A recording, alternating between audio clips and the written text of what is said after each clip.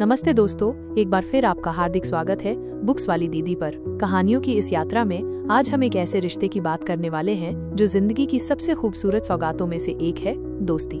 इस अनमोल रिश्ते पर आधारित एक बेहद प्यारी कहानी जिसे अपनी आवाज देंगी हमारी नई फैमिली मेंबर पूजा दीदी।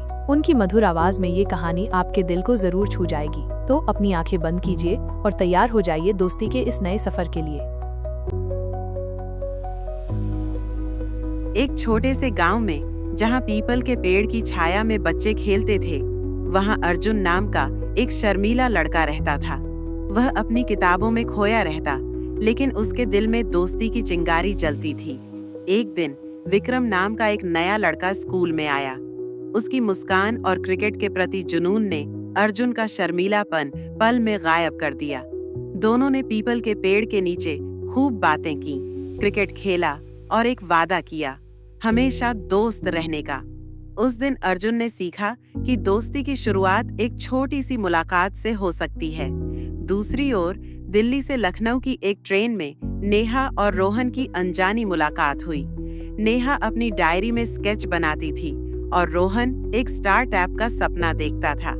रात के सन्नाटे में ट्रेन की खटखट के बीच दोनों ने अपने सपने और कहानियां बांटी। नेहा ने एक कविता पढ़ी और रोहन ने अपनी पुरानी फोटो दिखाई। सुबह तक दोनों अनजान नहीं रहे, वे दोस्त बन चुके थे। नेहा ने अपनी डायरी में लिखा, एक अनजान सफर ने मुझे एक नया दोस्त दिया। गांव की गलियों से निकलकर एक मोहल्ले में पिंकी, राजू, सोनू और छोटू की मस्ती भरी दुनिया थी। एक दिन उनकी फुटबॉल ने शर्मा जी के घर का शीशा तोड़ दिया। डर के मारे बच्चे भागने लगे, लेकिन पिंकी ने सबको रोका। हम सब साथ हैं, उसने कहा और हिम्मत से शर्मा जी से माफी मांगी। बच्चों ने पॉकेट मनी से शीशा ठीक करवाया और उनकी दोस्ती और मजबूत हो गई। पिंकी ने हंसकर कहा, दोस्त वही जो गलती में भी साथ दे। समय के साथ दोस्ती की राहें बदलती हैं। करण और समीर जो कॉलेज में अटूट दोस्त थे, जिंदगी की भाग दौड़ में बिछड़ गए। 10 साल बाद एक पुरानी फोटो ने करण को समीर से मिलने के लिए मजबूर किया। पुराने कैफे में दोनों ने हंसी मजाक और पुरानी यादों में घंटों बिताए। करण ने अपने जॉब का स्ट्रेस बताया और समीर ने अपने बिजनेस की चुनौतियां। अलविदा कहते वक्त समीर ने कहा, अब इतने साल मत लगाना।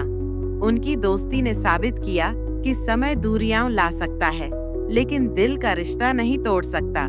छोटू के लिए उसका दादाजी सिर्फ दादाजी नहीं, बल्कि सबसे अच्छा दोस्त था। हर शाम आंगन में दादाजी की कहानियां छोटू को नई दुनिया में ले जाती थीं। एक दिन जब दादाजी की तबीयत खराब थी, छोटू ने अपनी स्कूल की कहानी सुनाई। दादाजी हंसे और बोले, मेरा छोटू तो हीरो है। उनकी दोस्ती में न उम्र का फर्क था, न समय का, बस प्यार और कहानियों का बंधन था। अंजलि एक छोटे शहर की लड़की थी जिसका सपना डांस था, लेकिन घर वाले उसे डॉक्टर बनाना चाहते थे।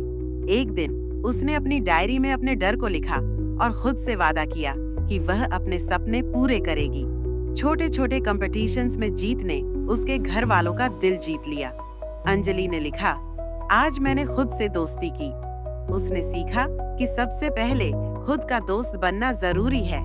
राहुल और प्रिया ऑफिस के दोस्त थे, लेकिन एक मिसअंडरस्टैंडिंग ने उनकी दोस्ती को तोड़ दिया। राहुल ने प्रिया का आइडिया अपने बॉस को बताया, लेकिन उसका नाम नहीं लिया। प्रिया को गुस्सा आया और दोनों ने बात करना बंद कर दिया।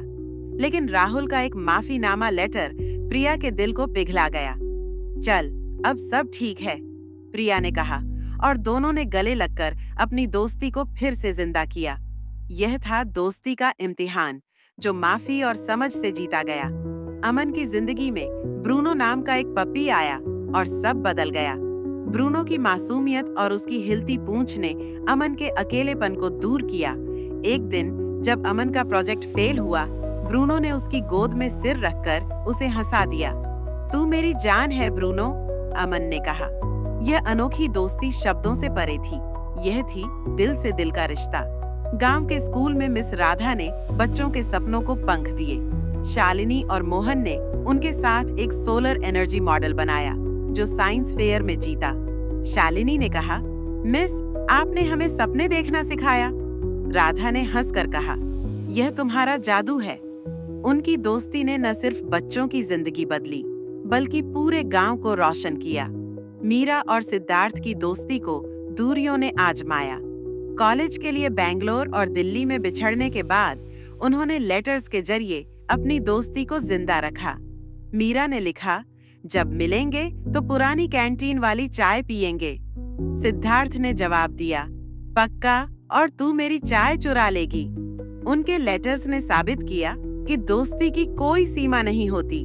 होली के दिन मोहल्ले में गुप्ता जी का नया परिवार शर्माते हुए घर में बैठा था, लेकिन बंटी ने उनकी शर्म तोड़ी और गुलाल का थप्पा लगा दिया। रिया, गुप्ता जी की बेटी, मोहल्ले की गैंग का हिस्सा बन गई। अगली बार मैं तुझे ज्यादा रंग दूंगी, उसने बंटी से कहा। होली के रंगों ने मोहल्ले को दोस्ती के रंग से भर दिया। अंत में विक्रांत और अभिषेक की दोस्ती की कहानी दिल को छूती है। अभिषेक का एक एक्सीडेंट में चले जाना विक्रांत के लिए सदमा था, लेकिन अभिषेक का एक पुराना खत जिसमें लिखा था, जिंदगी को एंजॉय कर दोस्त, ने विक्रांत को नई हिम्मत दी। उसने अभिषेक के नाम पर बच्चों के लिए एक खेल का मैदान बनाया। हर बार जब बच्चे हंसते, विक्रांत को अभिषेक की आवाज सुनाई देती। दोस्ती का अंत नहीं होता, वह यादों में, खुशियों में और दिल में हमेशा जिंदा रहती है। यह थी दोस्ती की कहानी, एक ऐसा सफर जो पीपल के पेड़ की छाया से शुरू होकर दिल के कोने तक जाता है। चाहे वह बचपन की मासूमियत हो, अनजान मुलाकातों का जादू, परिवार का प्यार, खुद से दोस्ती या यादों में बसी दोस्ती, हर रूप में दोस्ती जिंदगी को रोशन करती है। दोस्तों, कैसी लगी आपको दोस्ती की ये प्यारी कहानी? हमें पूरी उम्मीद है कि इसने आपके दिल को छुआ होगा और आपको अपने दोस्तों की याद दिलाई होगी। पूजा दीदी ने अपनी आवाज से इस कहानी को और भी खास बना दिया, है ना? दोस्ती का रिश्ता सच में बहुत अनमोल होता है। इसे संजोकर रखें, इसकी कद्र करें और अपने दोस्तों को बताएं कि वे आपके लिए कितने मायने रखते हैं। अगर आपको ये कहानी पसंद आई तो इस वीडियो को लाइक करना न भूलें। आपके लाइक हमें और भी अच्छी कहानियाँ लाने के लिए प्रेरित करते हैं। इस कहानी पर आपके क्या विचार हैं या आपके दोस्त कौन हैं, ये हमें कमेंट बॉक्स में लिखकर जरूर बताएं।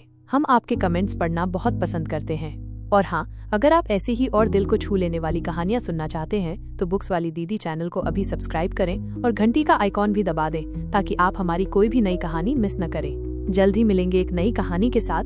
तब तक के लिए अपना और अपने दोस्तों का ख्याल रखें। धन्यवाद।